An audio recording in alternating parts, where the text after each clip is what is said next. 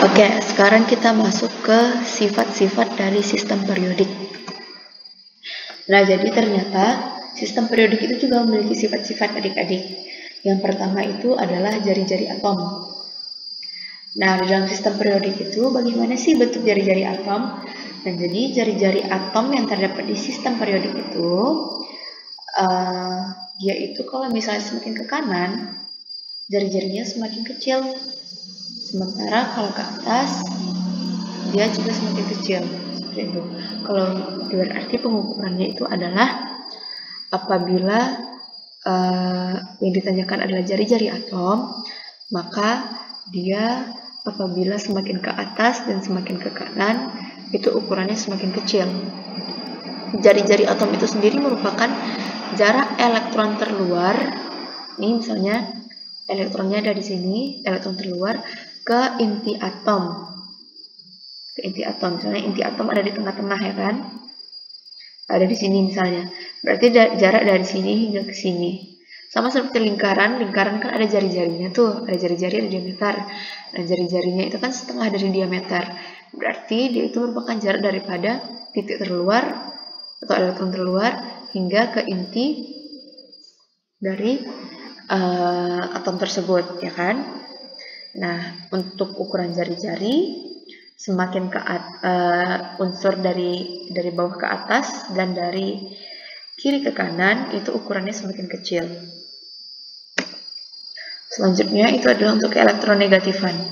Keelektronegatifan ini adalah kecenderungan besar kecenderungan suatu atom untuk menarik elektron. Gitu. Apabila ini keterbalikan dari si jari-jari tadi ya. Kalau misalnya si keelektronegatifan ini semakin dari bawah ke atas dan dari kiri ke kanan, itu maka ukuran keelektronegatifan dari suatu atom itu akan semakin besar. Seperti itu. Semakin besar. Oke, selanjutnya untuk energi ionisasi.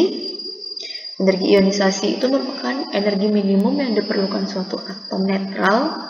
Atom netral ini berarti dia bukan ion ya, tidak bermuatan dalam wujud gas untuk dia melepas sebuah elektron paling luar untuk membentuk ion positif seperti itu. Nah, jadi dari bawah ke atas dan dari kiri ke kanan itu energi ionisasinya itu semakin besar. Nah, semakin besar energi ionisasi suatu atom, maka berarti semakin besar pula energi yang diperlukan oleh atom tersebut untuk melepaskan elektron yang dimilikinya, seperti itu. Oke, selanjutnya itu adalah afinitas elektron.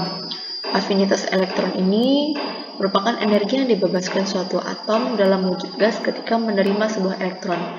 Kalau energi ionisasi ini dia merupakan untuk melepas elektron.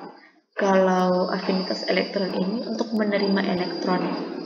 Nah, jadi kalau untuk nilai afinitas elektron setiap unsur ini, dia itu beragam. Tidak bisa kita ketahui kalau misalnya dari bawah ke atas atau dari kiri ke kanan itu dia semakin besar atau semakin kecil, seperti itu. Karena dia nilainya memang beragam. Seperti yang sudah kakak cantumkan di sini gambarnya. Oke. Sekian penjelasan dari kakak mengenai bab 2 kita ini. Dengan berakhirnya penjelasan kakak di bagian part kedua ini, maka berakhir pula pembelajaran kita di bab kedua ini. Terima kasih kepada adik-adik. Apabila ada pertanyaan silahkan ditanyakan kepada kakak. PC saja, insya Allah akan kakak jawab. Baiklah, kakak akhiri. Assalamualaikum warahmatullahi wabarakatuh.